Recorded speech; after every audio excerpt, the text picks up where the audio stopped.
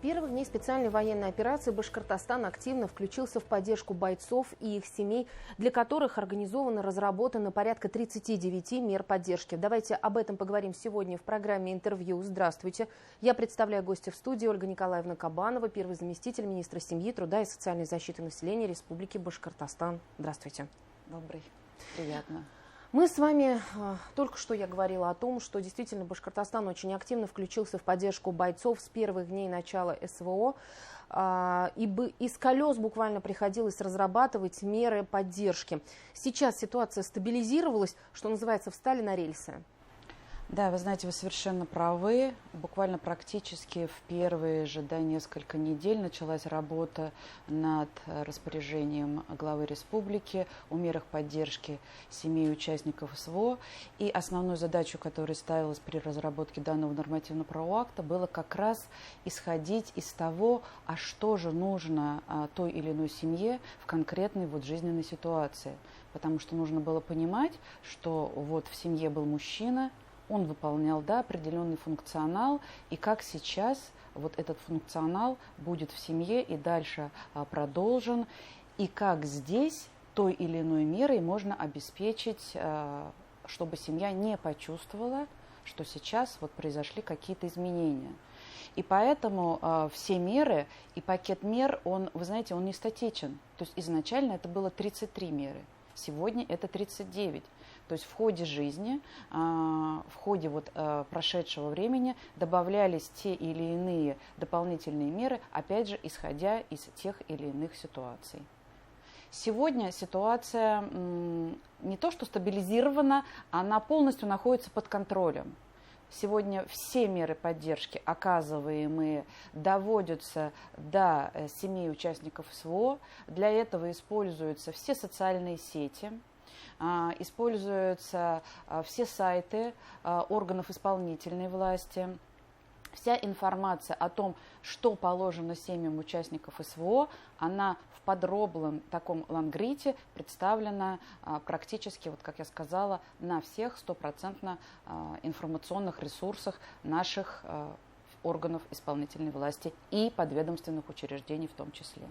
Ольга Николаевна, а если все же возникают вопросы, потому что приходится именно оказывать поддержку, это и на республиканском уровне, есть и федеральные меры поддержки, но зачастую приходится подключаться и муниципалитетам, что вполне логично. Если вдруг возникают вопросы, как они решаются? Может быть, организована межведомственная комиссия? Да, вы знаете, у нас работает межведомственная комиссия как раз по вопросам специальной военной операции. Эта межведомственная комиссия создана при главе республики, возглавляет ее заместитель премьер-министра Иктисамова Лира Зукуановна. И основная задача данной комиссии как раз же рассматривать те вопросы, которые возникают в различных ситуациях, и в том числе связанных с какими-то межведомственными моментами между, например, органами федеральными, республиканскими. Очень много вопросов, по которым обращаются, связанные, например, непосредственно с Министерством обороны. И поэтому на своей комиссии мы подробно рассматриваем тот или иной вопрос и выносим решения, которые исполняются всеми, кто входит в состав комиссии. А в состав комиссии у нас входят как органы исполнительной власти республиканские, так и по согласованию федеральные органы власти, например, социальный фонд, входят общественные организации, то есть такая она масштабная, входит аппарат общественной палаты. Поэтому здесь комиссия не просто для того, чтобы собраться и поговорить, а здесь комиссия для того, чтобы проработать конкретные вопросы. Всего, как я уже сказала, проработано 39 мер поддержки. Конечно, на каждое остановиться у нас не хватит эфирного времени, но давайте поделим на блоки. Первое – это, наверное, поддержка для семей с детьми. Какие меры здесь предусмотрены для детей бойцов? Самый большой пакет из общего мер – это, конечно, как раз для детей. И это, как я говорила, понятно, потому что было важно, чтобы, еще раз подчеркну, чтобы в семье, особенно где есть дети, не было этого ощущения, что нет папы, и как-то некоторые моменты остались нерешенными. Поэтому, начиная от таких вопросов, как перевод ребятишек в дошкольные образовательные учреждения и школы ближе к дому, что, например, очень актуально, да, в крупных городах, например, в Уфе. Мы же прекрасно понимаем, что многие родители возят в школы детей, поэтому по желанию был осуществлен вот такой перевод. Плюс внеочередное зачисление в дошкольное образовательное учреждение, при этом бесплатное посещение деток из семей СВО, дошкольных образовательных учреждений, всех кружков и секций. У нас организовано бесплатное питание для учащихся школ и, что важно подчеркнуть, для студентов колледжей. Вообще у нас студенты колледжа не остались без внимания. В нашем пакете как бы прописаны не только школьники, а вот именно еще и студенты, что есть не у всех субъектов.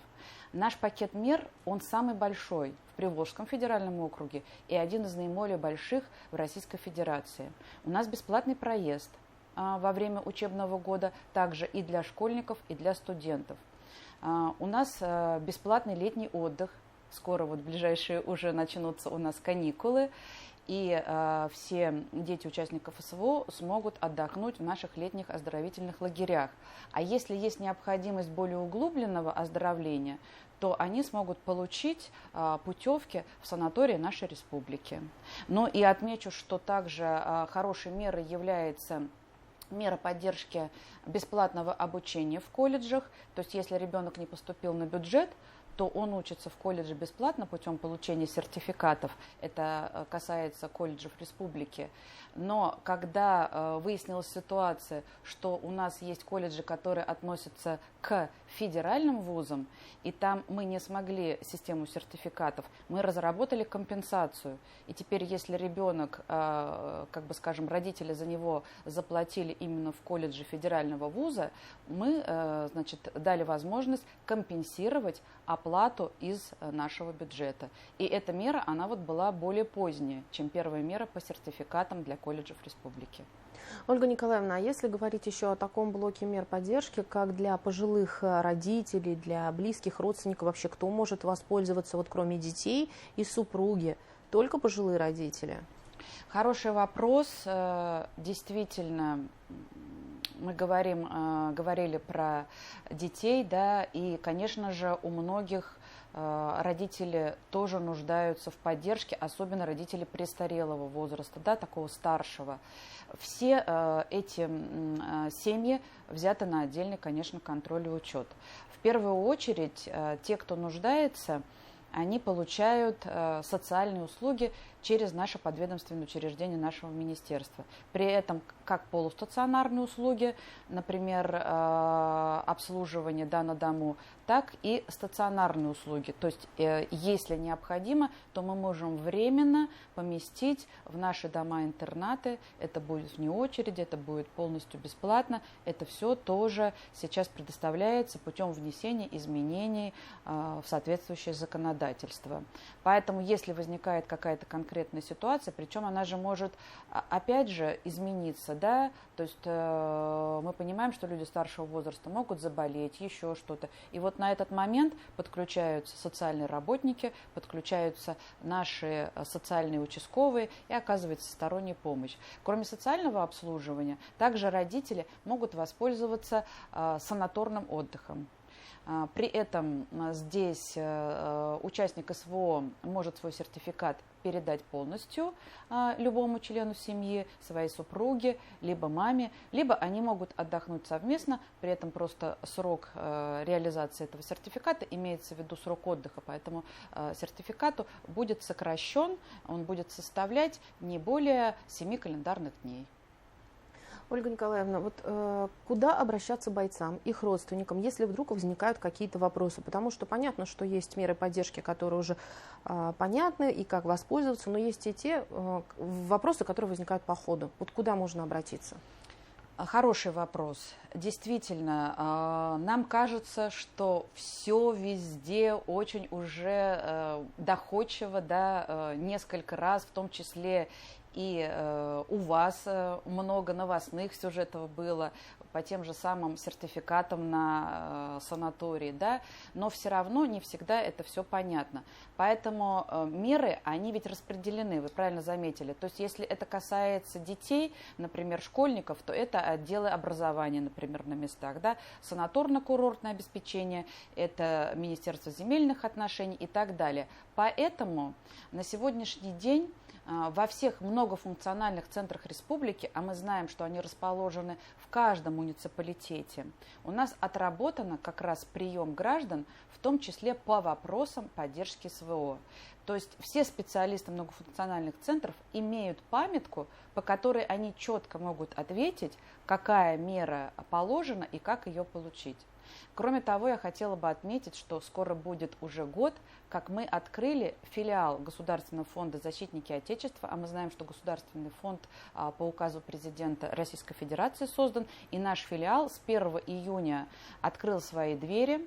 Их работа ведется по адресу Мингажева, 106, и как раз данный фонд и нацелен на всеобъемлющую, всестороннюю помощь самим участникам СВО и их семьям. Консультации проходят как внутри самого фонда, да, на Мингажева, так и посредством социальных координаторов. И если в прошлом году мы начинали с 14 социальных координаторов, то сегодня у нас в республике 97. Это самое большое число социальных координаторов. И поэтому в каждом муниципалитете находится по социальному координатору, к которому также могут обращаться любой или участник СВО, или член его семьи. Как правило, они также расположены в многофункциональных центрах, ну, либо в иных помещениях. Вся информация о социальных координаторах также на сайте фонда. Ольга Николаевна, и сейчас о самих бойцах, наверное, вопрос, потому что нуждаются и в психологической помощи, бывает и в реабилитации. Предусмотрены ли именно эти направления, могут ли воспользоваться этим военнослужащие? Совершенно верно. Сейчас основная работа как раз будет перестраиваться всех органов власти, в первую очередь на адаптацию, социализацию наших бойцов, которые возвращаются. Вот уже начиная с отпуска, как я говорила, да, то есть в отпуск, во-первых, наши бойцы могут пройти полную диспансеризацию. Для этого в учреждениях Минздрава проработаны специальные алгоритмы, то есть внеочередная такая диспансеризация всех специалистов, это очень важно. Эту же диспансеризацию могут, кстати, пройти и члены семей. Помимо этого, как я сказала, санаторно-курортная. И плюс, конечно, оказание психологической и юридической помощи.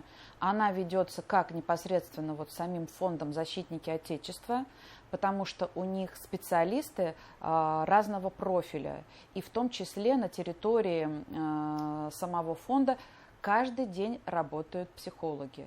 Причем психологи, которые пришли в специальное обучение.